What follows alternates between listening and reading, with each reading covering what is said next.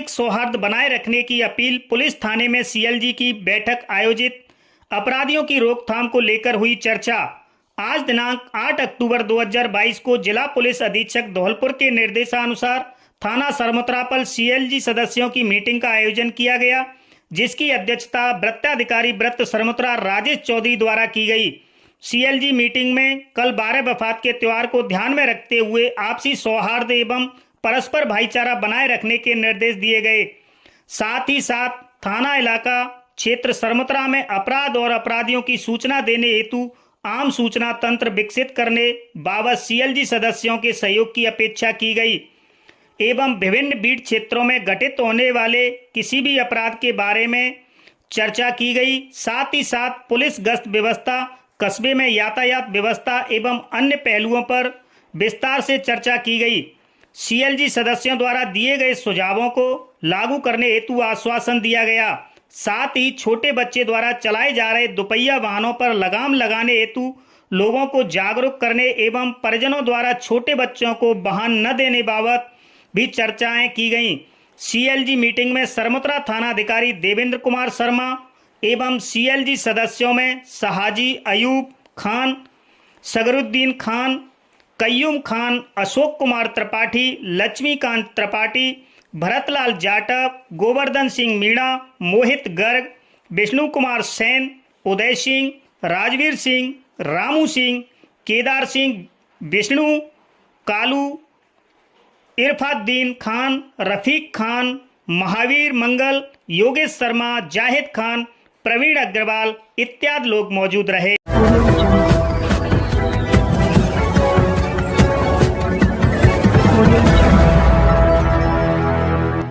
सकुशल संपन्न हुई बीएसटीसी प्रवेश परीक्षा, पुलिस ने संभाली व्यवस्था। सरमुत्रा कस्बा सरमुत्रा में पंजीयक शिक्षा विभागीय परीक्षाएं बीकानेर के निर्देशन में आज 8 अक्टूबर को दोपहर 2 बजे से शाम 5 बजे तक राज्य भर के 33 जिलों में चल रही बीएसटीसी प्री डीएलएड प्रवेश परीक्षा का आयोजन किया गया, जिसमें अनेकों स्थानों से परीक्षार्थी परीक्षा देने हेतु परीक्षा केंद्रों तक पहुंचे। परीक्षा केंद्रों पर पुलिस प्रशासन की मुस्तैदी दिखाई दी। सरमुत्रा उपखंड में कुल 6 परीक्षा केंद्र बनाए गए, जिनमें 1368 परीक्षार्थियों का नामांकन था, जिसमें से 1258 परीक्षार्थियों ने परीक्षा दी और 110 परीक्षार्थी अनुपस्थित रहे। सीबीओ जितेंद्र सिंह ने बताया, आंगई, संस्कृत, वशिष्ठ उपाध्याय, राजकीय बालिका विद्यालय, राजकीय उच्च माध्यमिक विद्यालय, राजकीय विद्यालय बरौली एवं राजकीय विद्यालय बड़ा गांव में कुल 1258 परीक्षार्थियों ने परीक्षा दी। पेपर के दौरान किसी भी प्रकार की कोई भी परेशानी या संदिग्ध घटना नहीं घटी। पुलिस प्रशासन मुस्तैदी के साथ व्यवस्थाओं में लगा रहा। स्वयं थानाधिकारी देवेंद्र शर्मा ने परीक्षा केंद्रों पर जाकर मुआयना किया। पुलिस मित्र भी इस कार्य में व्यवस्थाओं को बनाते हुए नजर आए।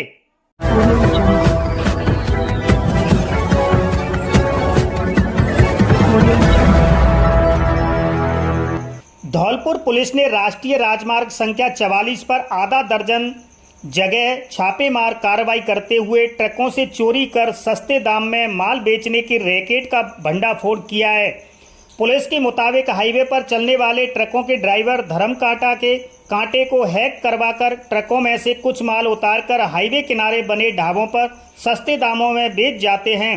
अतिरिक्त पुलिस अधीक्षक बचन सिंह मीणा ने बताया कि फैक्ट्रियों से वाहनों में माल भरने के बाद धर्म कांटा पर कांटे को हैक करवाकर कई किलोग्राम माल उतारने के बाद वजन पूरा कर आगे ले जाते थे, जिससे व्यापारियों को बड़ा नुकसान होता था और यह अवैध धंधा पूरे रैकेट के साथ लंबे समय से चल रहा है। पुलिस ने धर्म कांटा के आसपास ढाबों और दुकानों पर छापा मारकर भारी मात्रा में डीजल, बिजली की केबल, महंगी सब्जियां, लोहा, सरिया, पाइप बरामद किया है। तारीख को हमें सूचना मिली कि जो ये धर्म कांटे हैं इसको हैंग करके और बड़े माल को, विशेष तौर से लोहा, उसका वेट कम कर दिया जाता है। जैसे कि 52 टन माल आया, फैक्ट्री से 52 टन तुल गया, फिर यहाँ धर्म कांटे पे उसको हैक करके 4-5 टन माल निकाल के फिर वापस दोबारा से उसको उतना ही 52 टन दिखा दे जाता है। व्यापारियों को बहुत बड़ा घाटा है। इसमें कुछ हमने सफलता भी प्राप्त की है। उसके परिप्रेक्ष्य में जहाँ मनिया के ढाबों पे जो माल उतरता था वहाँ पे हमने DST सहित मैं SHO मनिया के CO साहब को भी बुला लिया था। सबको बुला के वहाँ रेड करी तो वहाँ भारी मात्रा में डीजल, आपका बिजली के जो चोरी हो रही केबल और महंगी सब्जियां जमी के अंदादी और लोहा, सरिये, पाइप, ये सभी चीज़ वहाँ मौके पे थी, जो मैं आपको फोटोग्राफ उपलब्ध करा रहा हूँ। ये बहुत बड़ा स्कैंडल है, इसका खुलासा होना चाहिए।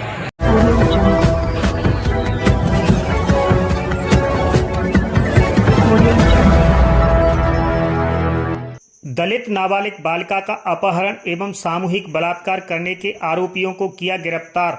धौलपुर पुलिस अधीक्षक धर्मेंद्र सिंह एवं अतिरिक्त पुलिस अधीक्षक बचन सिंह मीणा द्वारा अपहरण एवं नाबालिग बालिकाओं के बलात्कार के मामले में वांछित चल रहे अपराधियों को शीघ्र गिरफ्तार करने के आदेशानुसार विजय कुमार सिंह वृत्ताधिकारी वृत्त धौलपुर ग्रामीण सैंपऊ के निकटतम सुपरविजन में हेमराज शर्मा उप निरीक्षक थानाधिकारी कंचनपुर द्वारा कार्रवाई करते हुए मुकदमा नंबर 187/22 धारा 363, 366 ए व 17-18 पॉस्को एक्ट थाना कंचनपुर में फरार चल रहे मुलजिम सचिन पुत्र मुन्नालाल उम्र 23 साल जाति नाई निवासी पिपरेट थाना सरमुत्रा को गिरफ्तार किया गया। दूसरी कार्रवाई में थानाधिकारी हेमराज शर्मा द्वारा कार्रवाई करते हुए मुकदमा नंबर 259/22 धारा 363, 376 डी 5-6 पॉस्को एक्ट व SC/ST एक्ट में फरार चल रहे मुलजिम विष्णु उर्फ बिशन सिंह पुत्र रामदयाल उम्र 20 साल जाति गुर्जर निवासी ओछा कापुरा अतराज कापुरा थाना कंचनपुर को उसके मकान से दस्तयाब कर गिरफ्तार किया गया। मुलजिम द्वारा वारदात में प्रयोग की गई एक मोटरसाइकिल को भी जब्त किया गया।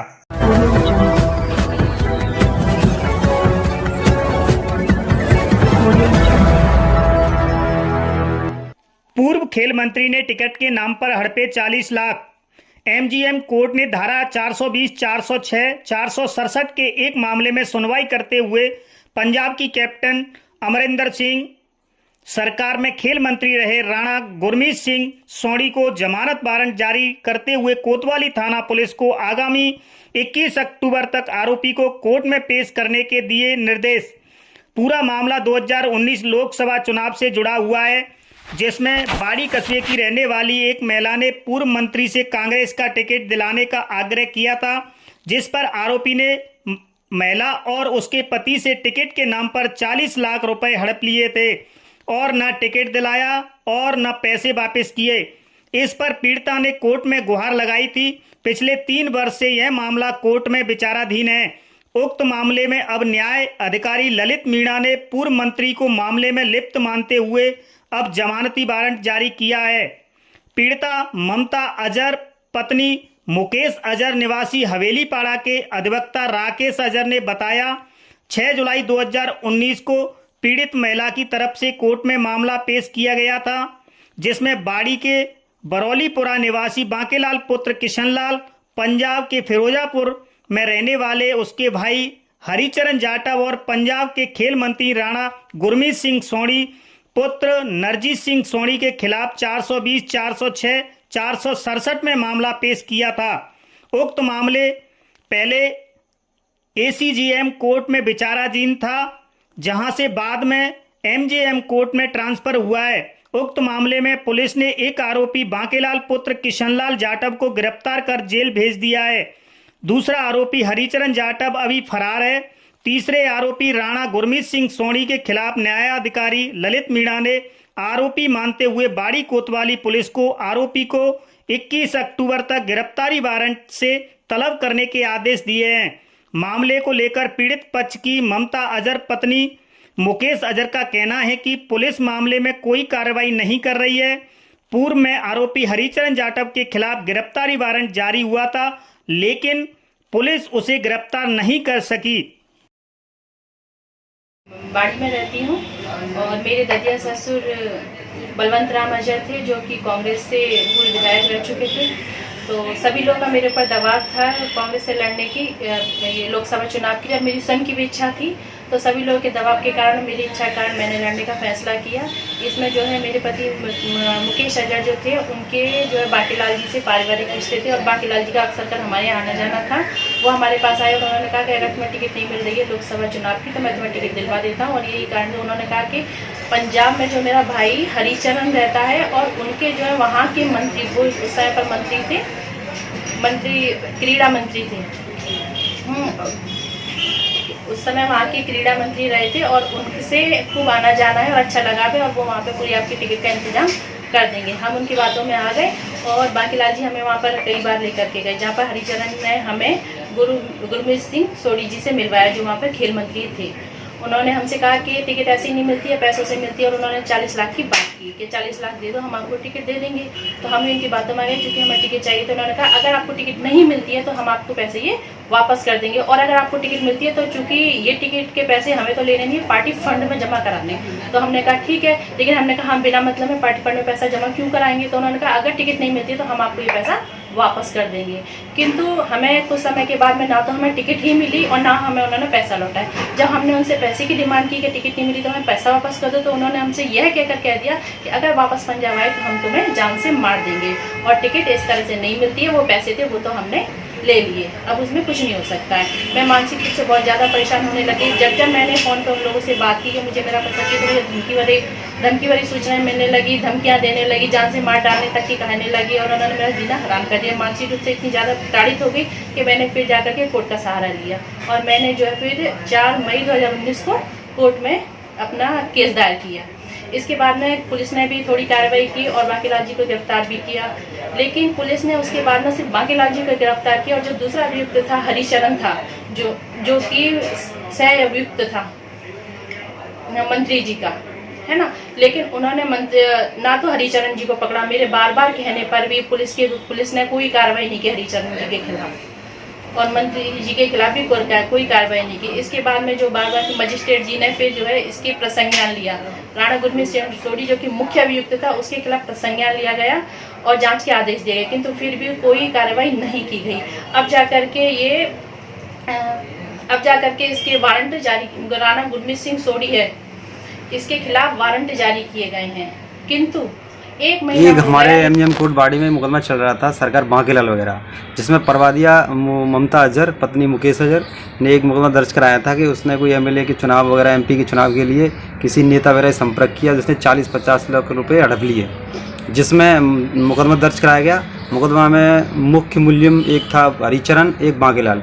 तो बांकीलाल को अरेस्ट कर लिया गया है, हरिचरण वारंटी फरार है, अभी भी उसकी तलाश जारी है। और उसमें एक शय अभियुक्त था जो मंत्री थे उनके, जो जिसने रुपए हड़पे थे, उसका नाम राणा गुरमीत सिंह सोढ़ी, पंजाब में मंत्री थे उस समय, और उनके खिलाफ क्या ट्रायल चल रही थी। ट्रायल में हमने 319 का प्रार्थना पत्र पेश कर न्यायालय से गुहार लगाई, तो न्यायालय ने उनको जुर्म धारा 420, 406, 467 IPC में दिनांक 31/22 को प्रसंज्ञान ले लिया है और मुलजिम साबित कर दिया है और उनके वारंट जारी कर दिया।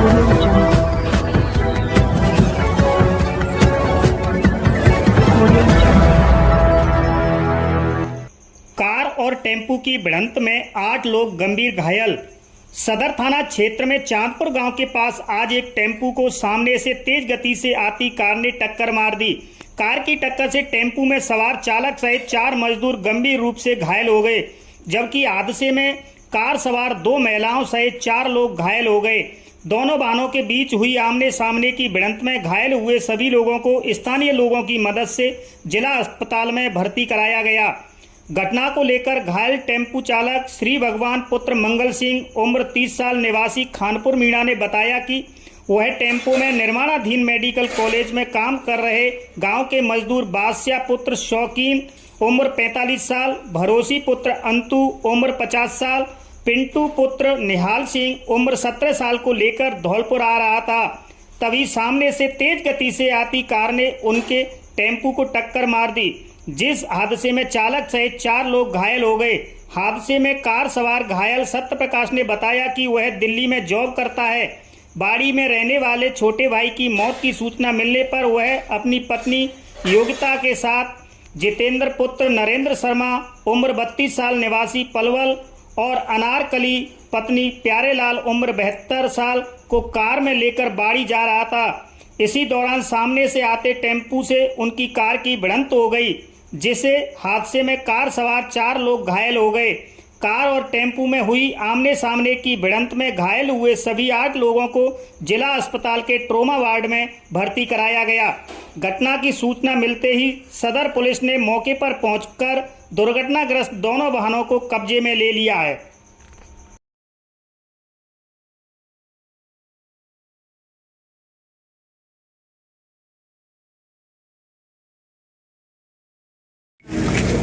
ये घटना हुई है तो आपके ये मेरे फैमिली में से घटना हुई है। ये क्या है, हॉस्पिटल पर जो कार्य चल रहा है उस पर कार्य करने जाते हैं। अच्छा।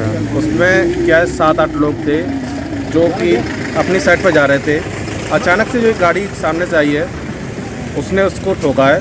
वो काफ़ी गंभीर रूप से घायल हुए हैं। क्या घायल हुए हैं? उसमें 2-3 घायल हो गए हैं। ज़्यादा लगी तो सबके है, पर 2-3 ज़्यादा घायल हैं। आपका नाम क्या है? मेरा नाम सत्य प्रकाश है। गाँव खानपुर है।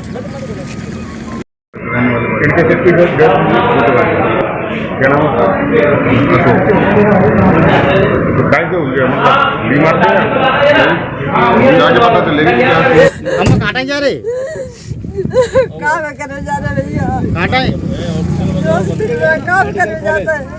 क्या जाने हमें 7-8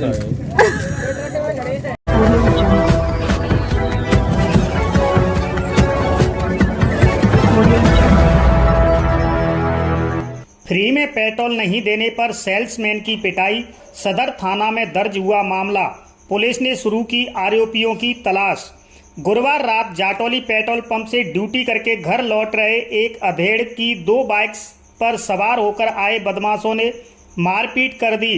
लाठी डंडों से की गई मारपीट में अधेड़ घायल हो गया, जिसे मौके पर पहुंची पुलिस की मदद से जिला अस्पताल में भर्ती कराया गया।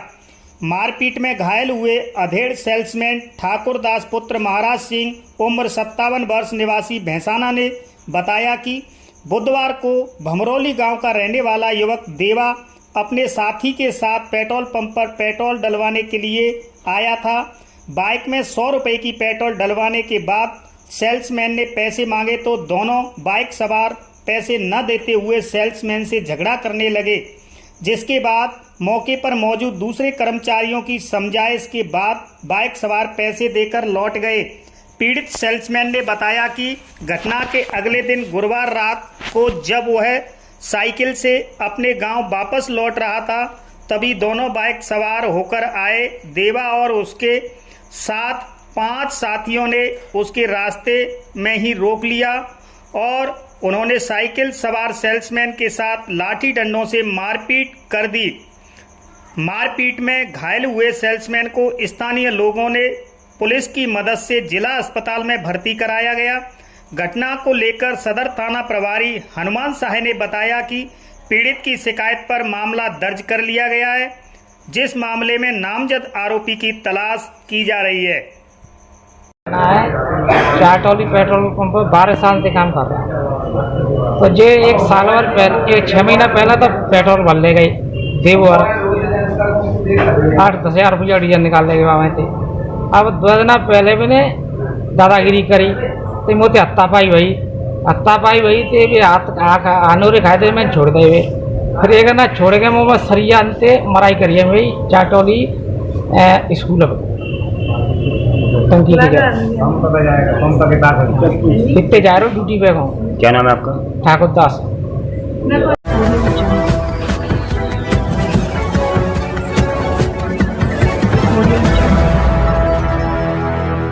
धौलपुर जिले भर में 24 घंटे फिर लगातार बारिश, किसानों की आंखों में आंसू।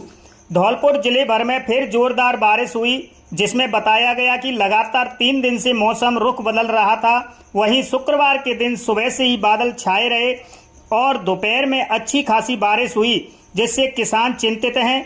पिछले बीते 7 दिन में बारिश हुई थी, उसमें किसानों का काफ़ी नुकसान हो चुका है, जिससे कुछ बचा हुआ था जो अब हो सकता है। और बाजरे की कटाई उठाई अभी जारी है। इधर रबी की फसल के लिए चल रही तैयारियों के लिए एक मन किसान के लिए खुशहाली का भी है और रबी की फसल की बुवाई आरंभ होने वाली है, इसलिए किसान चिंतित भी हैं। और खुशी भी है। किसानों ने बताया कि रबी की फसल के लिए यह वर्षा लाभदायक होती है, जबकि खरीफ की फसल बाजरा, ग्वार, उड़द, मूंग आदि पशुओं के लिए चारा बनने वाली करवी बारिश से खराब हो सकती है।